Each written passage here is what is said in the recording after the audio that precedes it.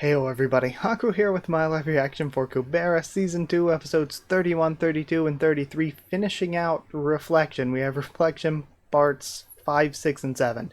So I'm extremely excited, as always, to get to read Kubera.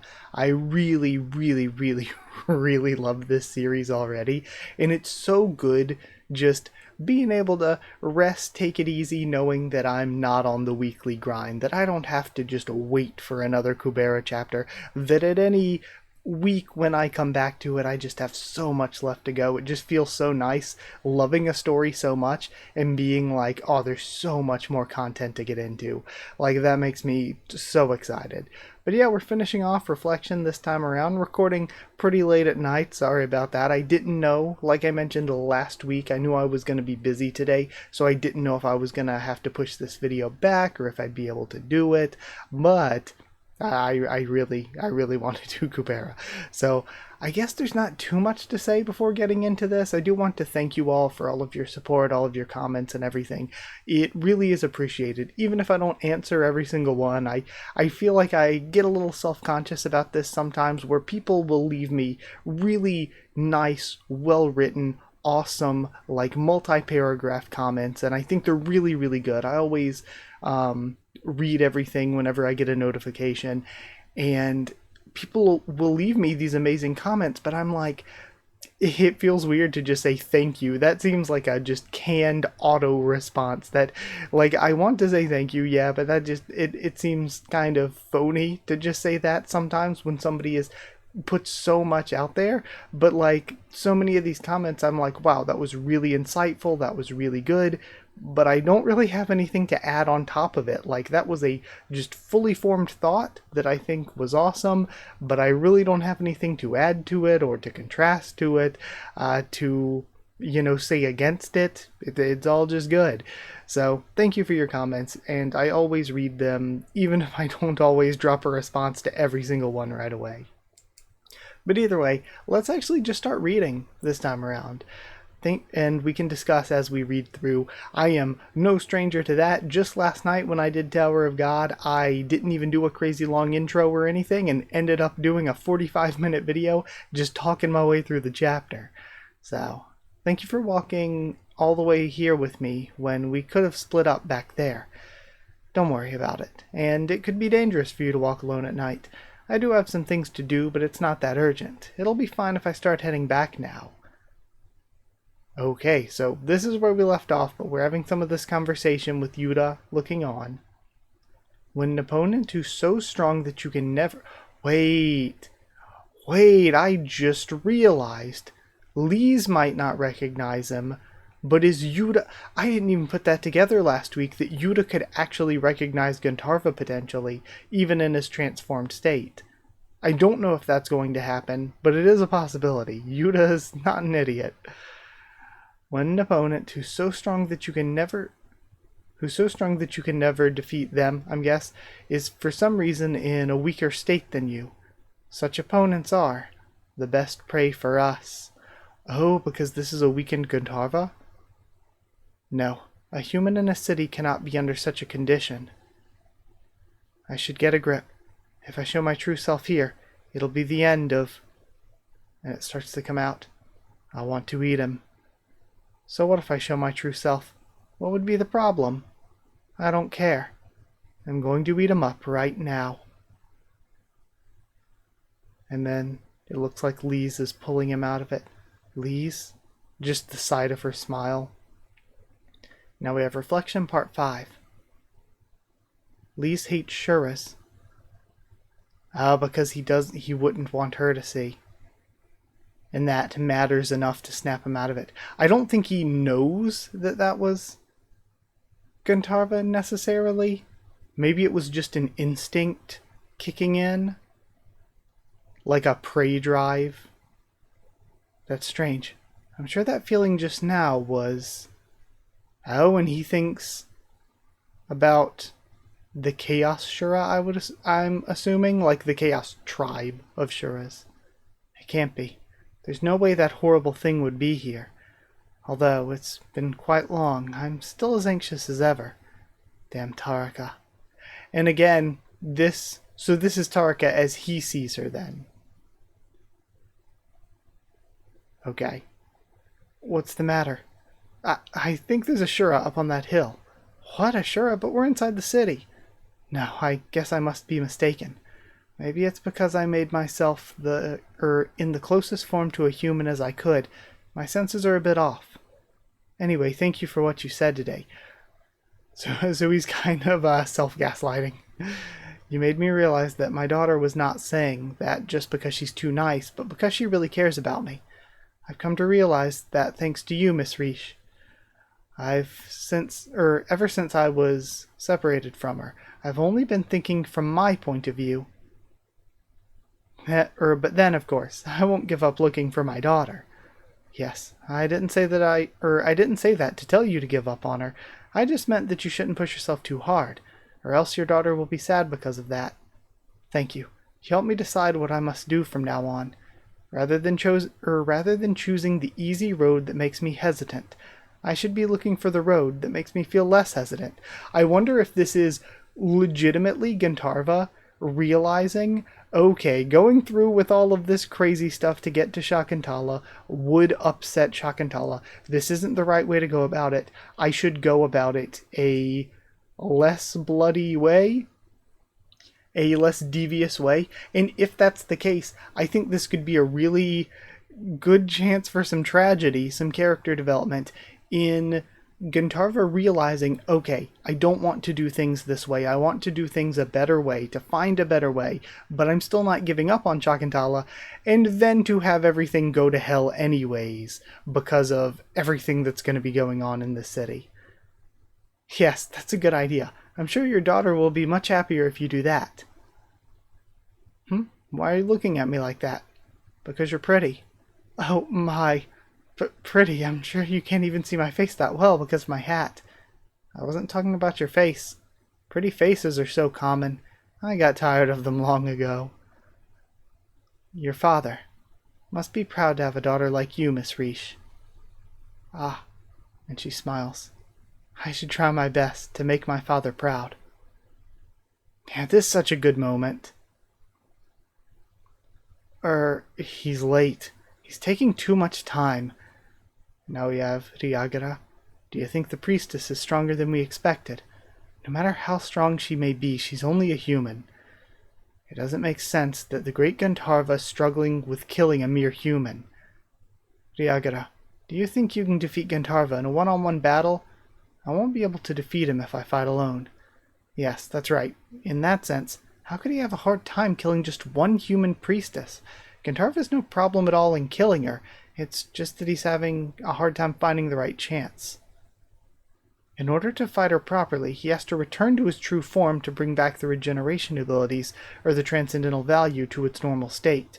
So if he fails to kill the priestess, the moment his powers are revealed, he'll be in danger, right?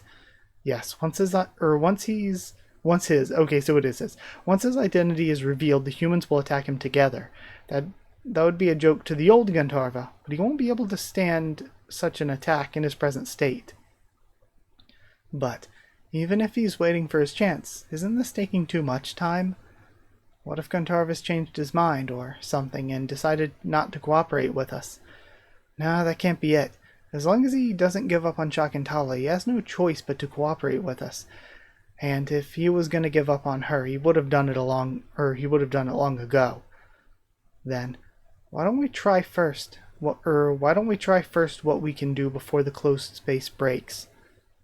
We found out that the Temple of Chaos is located outside the closed space of Earth. What? The temple is outside the closed space?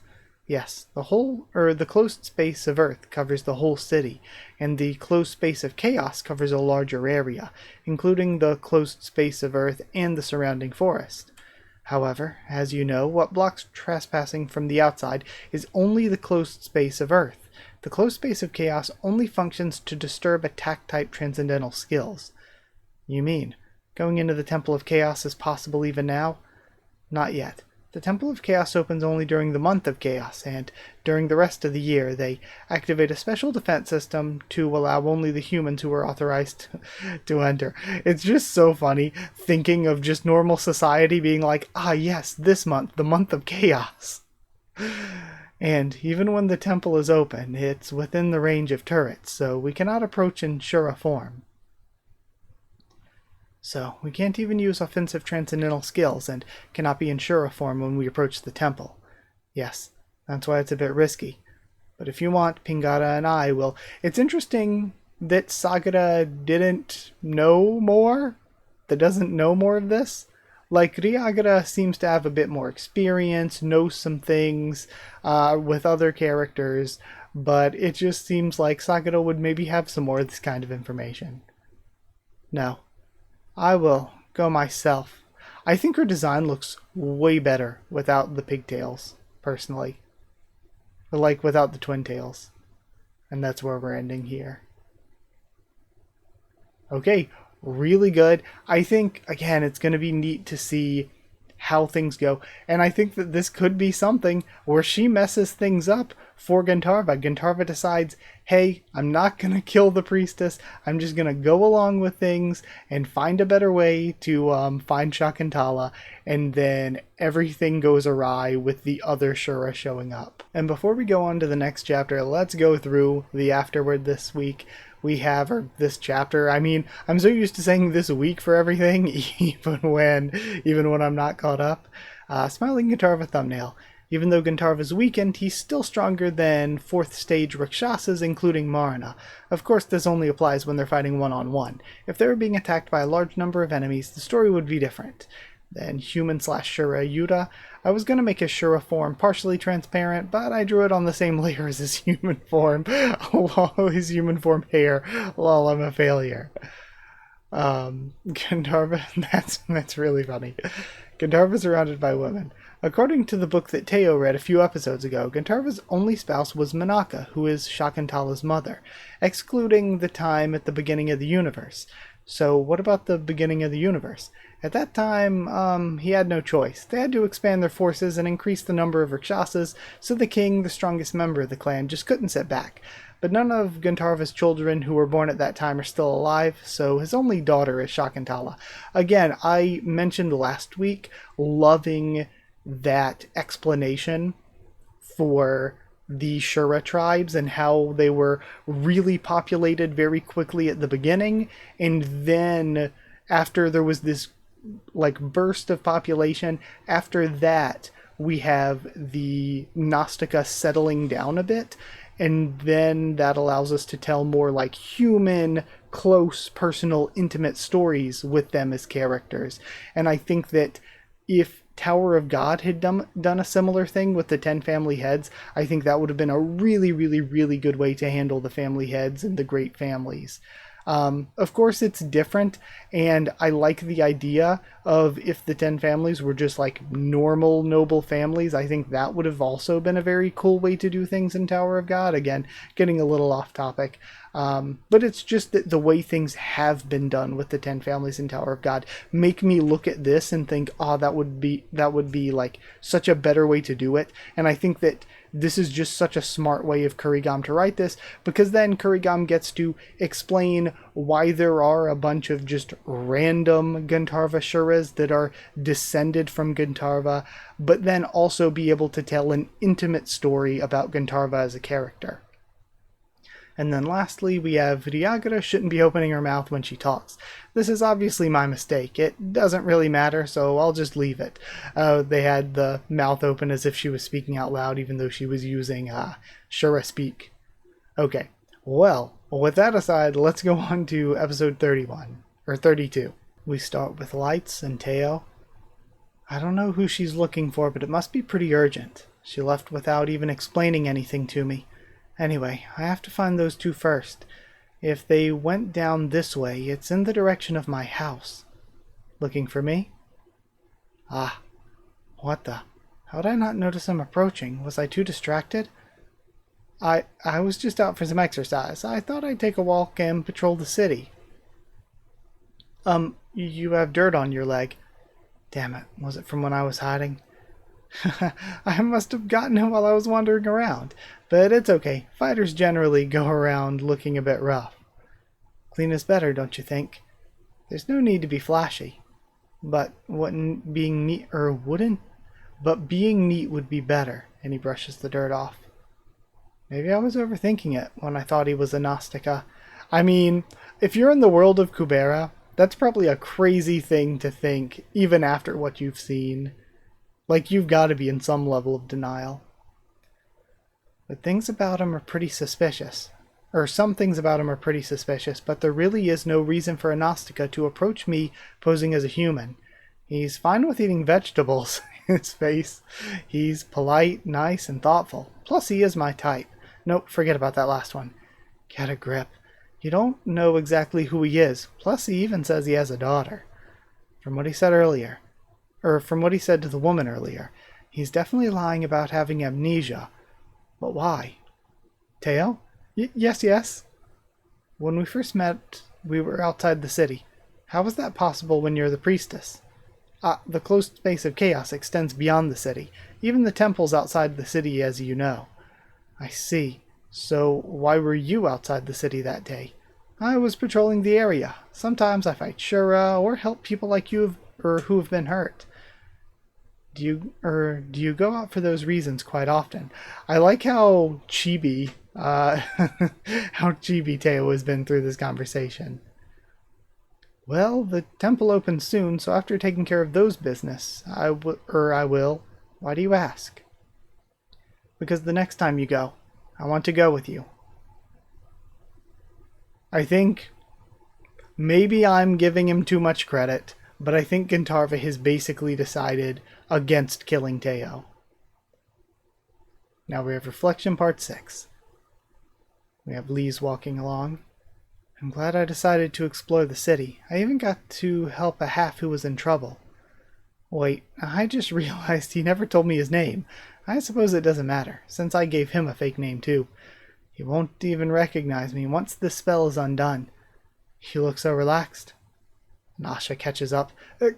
Asha. Bavati Marut. Yeah. Or not. You thought I'd get fooled again? I know that all the Bavati Marut spells you use are all bluffs. And you said that it's impossible to calculate accurately here. There's no way you'd use such a dangerous spell on me. We have creak and thump from behind her. You're right. It wouldn't have missed you if my calculations weren't off. What are you doing? I almost died just now. Almost died, you say? You've been scampering around as if you have a death wish. Have you changed your mind? Huh? As if I... What? Move. I need to fix the sign. ODS Beans. If you don't have the spell taken off you by dawn, you'll die. Hoteyama's a killing spell. You aren't going to say you didn't know, right? Huh? No. Ron just said I needed to undo the spell before dawn. He didn't mention anything about dying. I know it was a spell used for murder, but... I should have realized, however stupid you were, you're not so stupid that you'd run off when you knew that you were about to die. Now that means Claude used a killing spell on an unsuspecting child, and then went off without undoing it. Does it have to be undone by the same person who casted it? Can someone else do it? Or can't you just use Hotias Fiends? No, the domain of death magic lies independent of all other spells, so Hotias Fiends would have no effect. That's also why Hotias Fiends can't be used to resurrect someone who's already dead. The only way to undo the spell is to have Hoteyama cast on you again by a magician who has equivalent or higher divine affinity than the caster. But magicians who are proficient in death magic are rare in themselves, and Claude is ranked second among all magicians. Therefore, a death spell cast by him can be said to be absolute. Ranked second? Gosh. I thought he was just someone who was investigating on behalf of the temple or something. In any case, it's not too late. Come, we're going up to the Earth Temple. Okay. Hang on, Asha? It's not the Temple of Earth. That man, just before he left, he told me he was headed to the Temple of Chaos. He told you his destination on purpose? Then there's no longer any need for us to go find Claude. Go back to the inn and sleep. He has no intentions of killing you. This is just a trap he has set for me. If I don't take you to him by dawn, he'll come find you himself. Killing you isn't a part of his plan, and if you die, he'll become a murderer. But that's gambling that he would care. What if he decides, hey, I'm special, I'm a priest of death, I'm number 2 in the rankings, you can't replace me anyway, fire me, you can't fire me. Like what if he's like, who cares if I'm a murderer? You're just assuming that that he's not super evil and corrupt.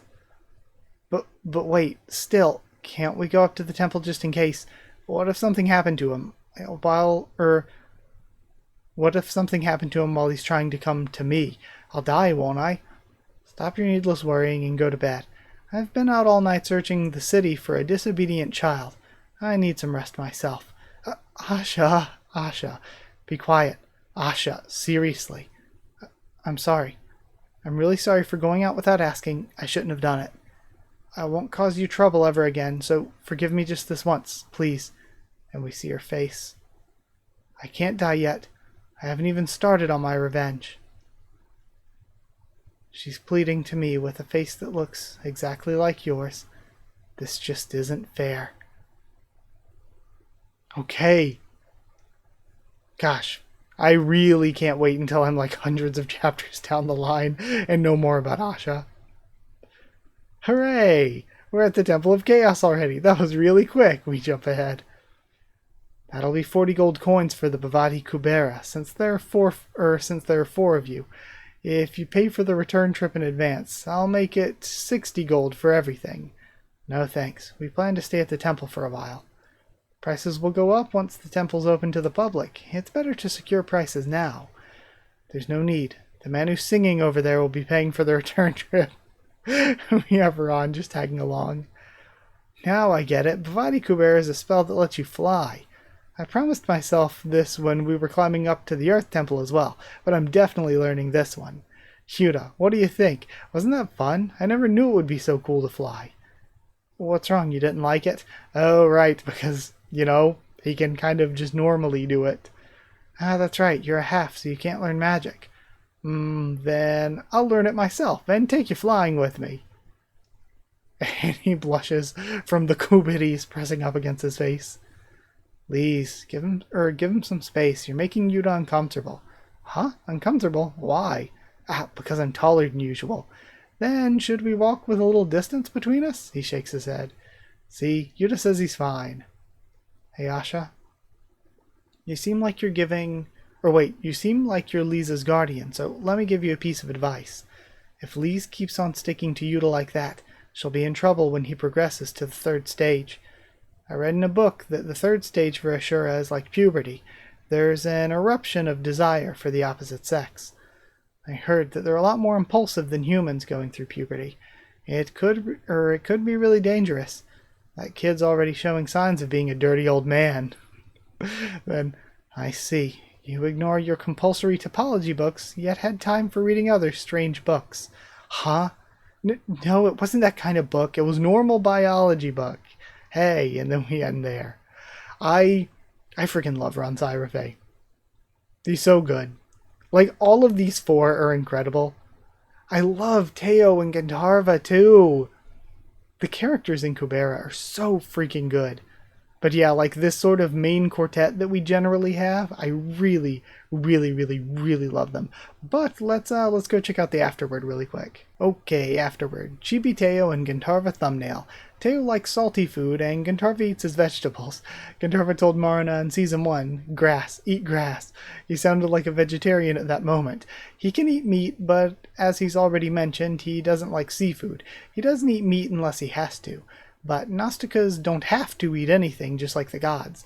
They usually starve and don't eat vegetables or meat. If there's a Gnostica who likes to eat, he's not eating to survive, but just doing it for fun or simply for the taste. That's why he's eating. And then we have nodding Gandharva. Gandharva's handsome. You can see the checkpoint worker's response when he sneaks into a Terra. He has a beautifully shaped face and can be mistaken for a woman, but his voice and his body are masculine. If you compare him to a celebrity, he'd be like the male idol who has the role of looking good in a boy band. Then leaves with her arm up.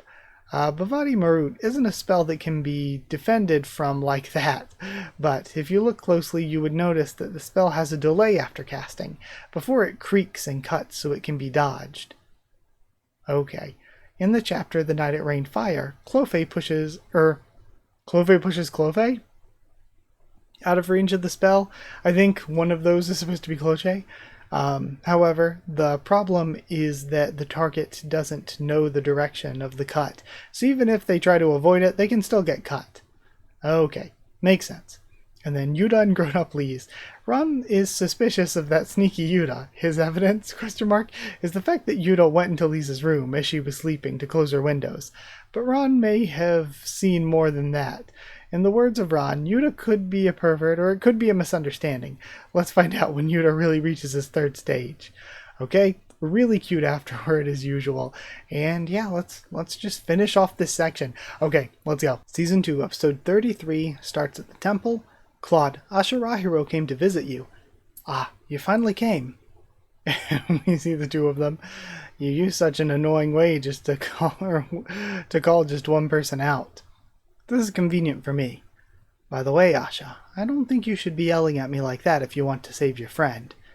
I'm guessing you don't mind being accused as a murderer, then. I'm confident that I can slip away. I see. But same goes for me as well. Bhavati Marut. And is that a painting from the wall that gets cut behind him? Asha, have you gone mad? Lise. Using a Marut spell in a place where calculations can be disturbed. You are reckless, unlike what I thought.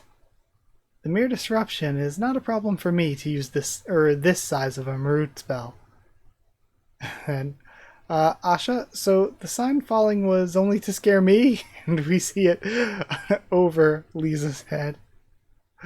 I'm still talking. Okay.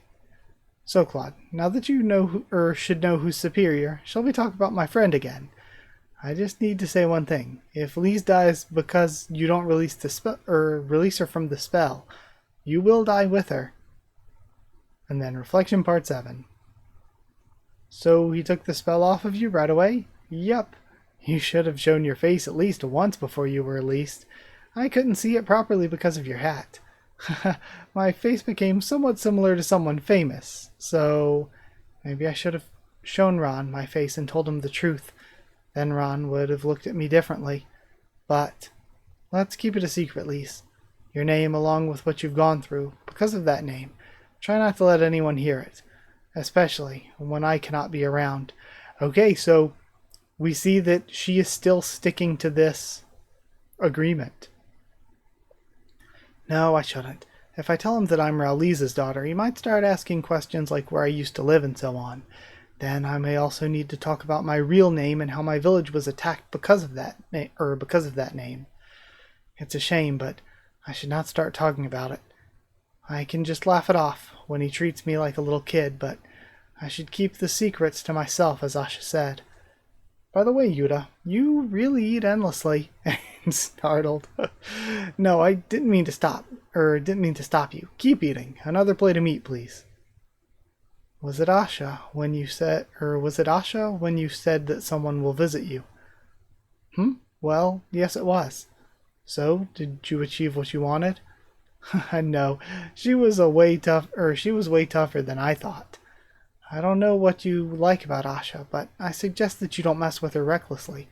There are quite a lot of magicians who hate Asha, but she still has more fans.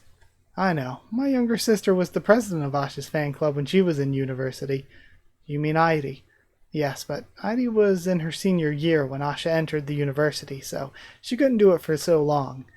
Then why did you? Hold on. Okay. Heidi would get mad, okay, why'd you do this, I guess. Heidi would get mad if she finds out about this. Well, for several reasons. Actually, there was something I really wanted to know, and that's resolved now. She seemed to be hesitant to abandoning the losing hand, so I told her that it won't last long, but she still thinks that it's worth protecting. Okay. Interesting notes.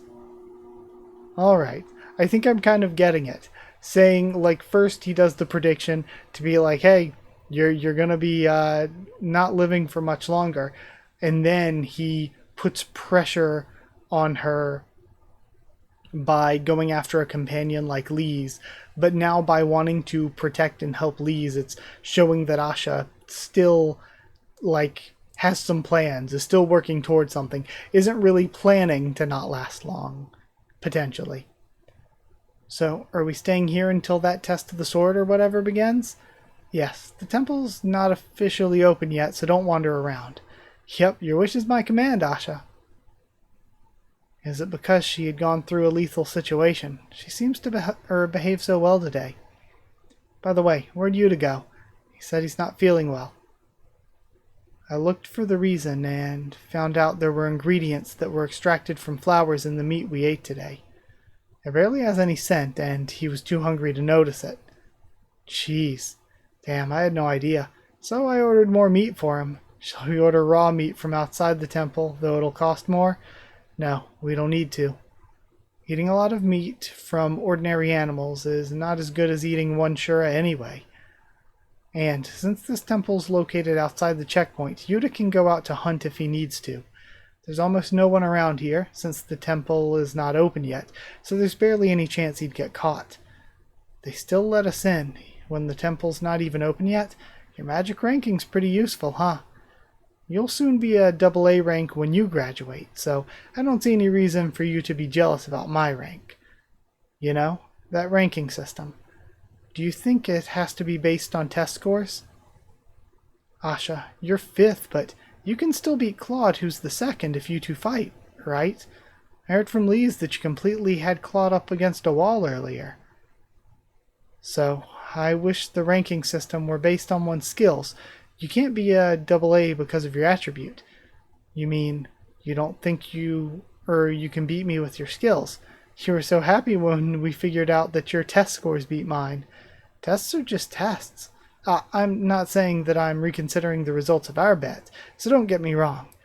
But I beat you just by comparing our magic exam score. But I haven't beaten you with my skills. Frankly speaking, I don't think I can. That is true. I wonder why Ron really cares so much.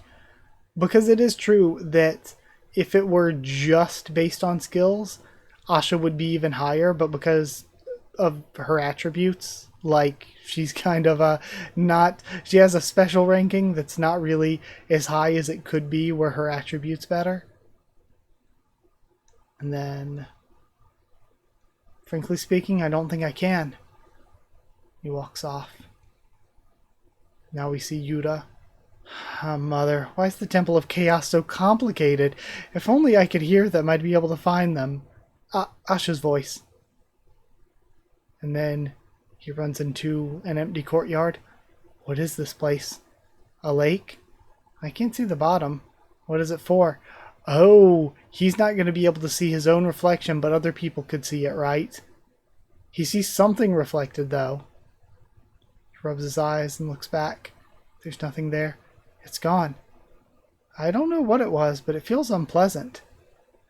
Oh, man. Wow. That is an ominous cliffhanger to foreshadow things. That doesn't look like how Gandharva looked before, I don't think. I mean, it could be. Is it maybe a hint at Sagara? Or even a hint at Claude or somebody? Not that he's actually literally a great monster or whatever, but that's just what other people see reflected for him, potentially, because of his connection to Yama and everything, maybe? As the priest. But of course, this could be dangerous for some of these characters, because Yuta doesn't know what the lake does. So any other character could see his true self potentially reflected in the lake, and he wouldn't even know to be wary or to try to avoid that. Which is something I feel like, if Asha knows, Asha should really be trying to warn him ahead of time. But we have next chapter, the Test of the Sword. Okay, so yeah, wow. We're actually going straight into the Test of the Sword. We're getting into the sword stuff. I feel like I want to trust in Gandharva. I think he's chosen to try to find a better path. But I also feel like I also feel like things are about to go really poorly. I feel like things are about to all start falling apart. Like the test might start normally, but things are going to devolve into chaos, I feel like. But yeah, with that, we only have one more afterword to read for right now. During the last chapter of Season 1, I was asked that since Yuta's second stage form is already an adult, does he become middle-aged in his third stage and elderly in his fourth stage? Lol, no way, that's not it. It was only in Claude's imagination that the iron wall would collapse. Why did Claude have a pen but nothing else on his desk? He was just playing, and when Asha came in, he tried to hold the pen and pretend that he was doing something important, but he forgot to put a book on the desk. That's really funny. And then, sorry, don't need to be scrolling. Technically, the sauce contains ingredients other than meat. As long as they're non-grain vegetables, then it's okay. He wouldn't eat anything if it was cooked. Then the problem is the vegetables. If he eats even a little bit, he'll have an adverse reaction.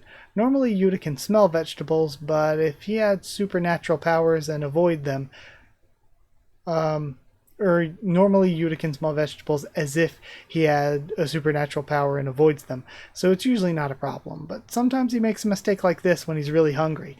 It may seem odd at first that Kurigan mentions grains, but okay, never mind. Well, potentially spoiled me. That's not really a spoiler. Oh man, that scared me for a second. I was really scared I was going to get spoiled on something serious. So grains are fine then? Non-grain vegetables are just the problem? Okay. Okay then. I think I get it. There are a lot of useless backgrounds in this episode. Why? If all that red light at the Temple of Chaos hurts your eyes, it won't last much longer, so please don't worry. Then, okay, being late 2 weeks in a row, paragraph, got it. And then, next chapter is about Lee's taking on okay. I was just skimming, hopefully. I was like, oh gosh, this isn't spoilery, but no, this is literally what we know we were coming here for. Okay. I am excited to see, because we're going to get into some test stuff, but like I said, because we already know some of the Shura are here, I'm assuming that we're not getting all the way through this test and that it's going to fall apart fairly quickly. But either way, with all that out of the way, I'm going to go and work on this video, other stuff, and I guess that's it. So thank you so much for watching this week. Like if you did like the video, comment down there to tell me what you thought of these chapters, my first thoughts and reaction. Subscribe for more Kubera, much more on the channel. Follow on Twitter if you want. If you want a link to the Discord server, it's open, or it's free and open for anyone. If you'd like to help support the channel by dropping a super thanks, it's very appreciated. And if you would like to help support the channel and also get your name at the end of every video and get One Piece videos a little bit early, then hit join down below to become a member, or go to patreon.com/Haku of the Tubes, or a link will be in the description to become a patron. Thank you so much to people who are already patrons and members. Thank you to Chosen Regular Evan Hawley, Magical Girls, FR Nono, Abyss Knight, JA, and the D-Band, Cheriton Students, David Langstaff and Folded Ghoul, Slayer Candidates, SG, and Stan Cedar, and Pure Element, Pate Ariel. Thank you so much for your support. Thank you so much for watching, and I'll see you all next time.